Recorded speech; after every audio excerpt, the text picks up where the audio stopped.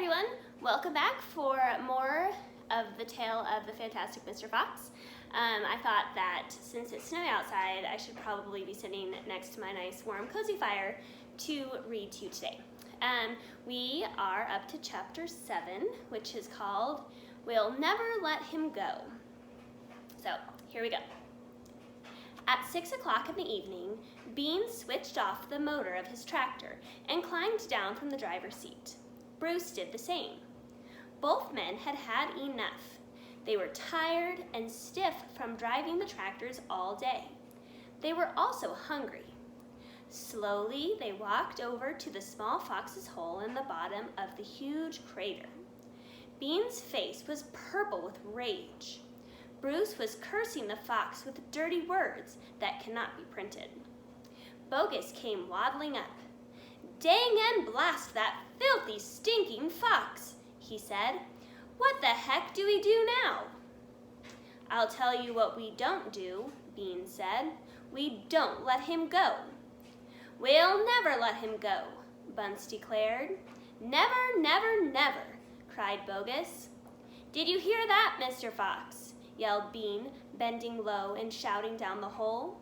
"It's not over yet, Mr. Fox. We're not going home till we've strung you up dead as a dingbat." Whereupon the three men all shook hands with one another and swore a solemn oath that they would not go back to their farms until the fox was caught. "What's the next move?" asked Bunce, the pot-bellied dwarf. "We're sending you down the hole to fetch him up," said Bean. "Down you go." "Not me!" screamed Bunce, running away. Bean made a sickly smile. When he smiled, you saw his scarlet gums. You saw more gums than teeth. "Then there's only one thing to do," he said. "We starve him out. We camp here day and night, watching the hole. He'll come out in the end. He'll have to." So Bogus and Bunce and Bean sent messages down to their farms asking for tents, sleeping bags, and supper. That's the end of chapter 7, but there's the picture. Looks like Bean and Bunce talking to each other. Next up, chapter 8, the foxes begin to starve. That evening, 3 tents were put up in the crater on the hill. One for Bogus, one for Bunce, and one for Bean. The tents surrounded Mr. Fox's hole, and the 3 farmers sat outside their tents eating their supper. Bogus had 3 boiled chickens smothered in dumplings. Bunce had 6 donuts filled with disgusting goose liver paste. And Bean had 2 gallons of cider. All 3 of them kept their guns besides them. Bogus picked up a steaming chicken and held it close to the fox's hole. "Can you smell this, Mr. Fox?" he shouted. "Lovely, tender chicken. Why don't you come up and get it?" The rich scent of chicken wafted down the tunnel to where the foxes were crouching. "Oh, Dad," said one of the small foxes, "couldn't we just sneak up and snatch it out of his hand?" "Don't you dare," said Mrs. Fox. "That's just what they want you to do." "But we're so hungry," they cried. "How long will it be till we get something to eat?" Their mother didn't answer them, nor did their father.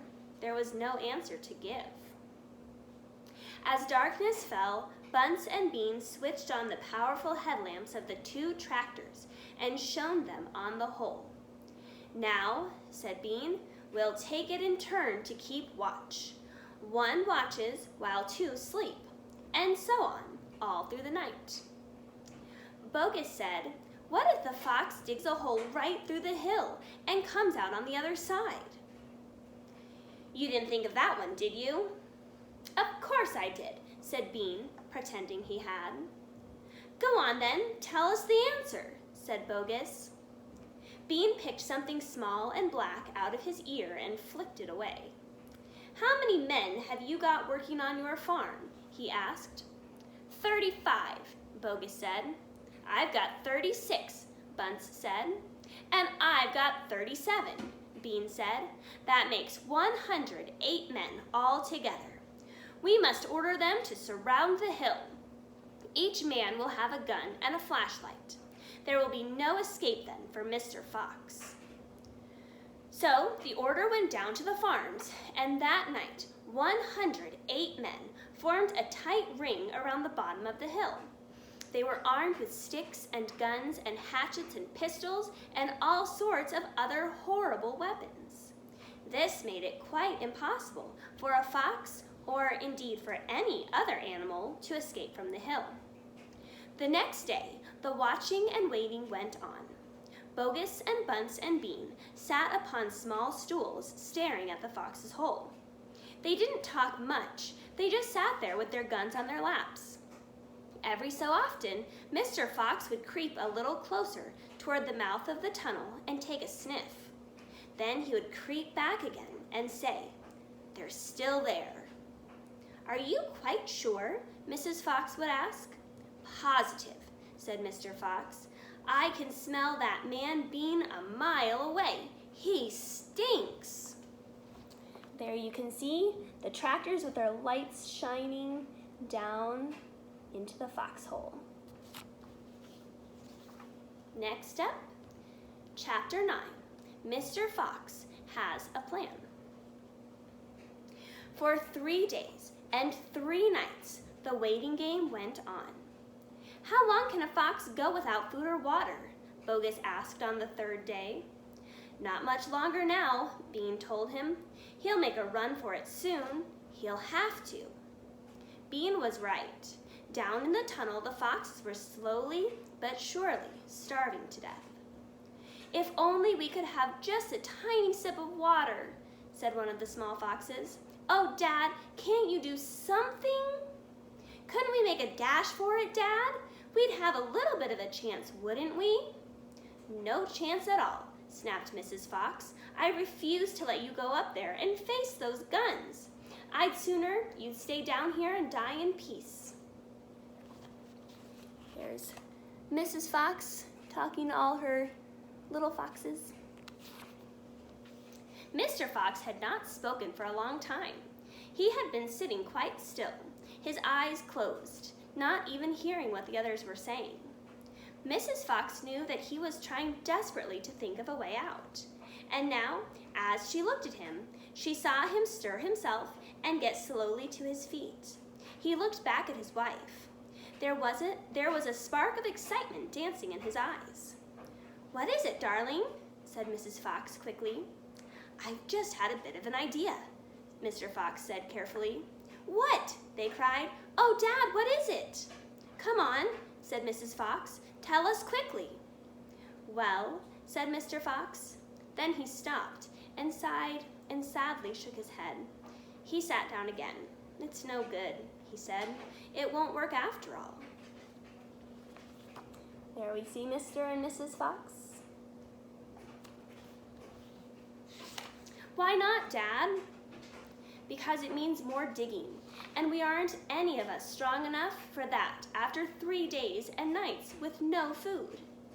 "Yes, we are," cried the small foxes, jumping up and running to their father. "We can do it. You see if we can't, so can you." Mr. Fox looked at the 4 small foxes, and he smiled. "What fine children I have," he thought.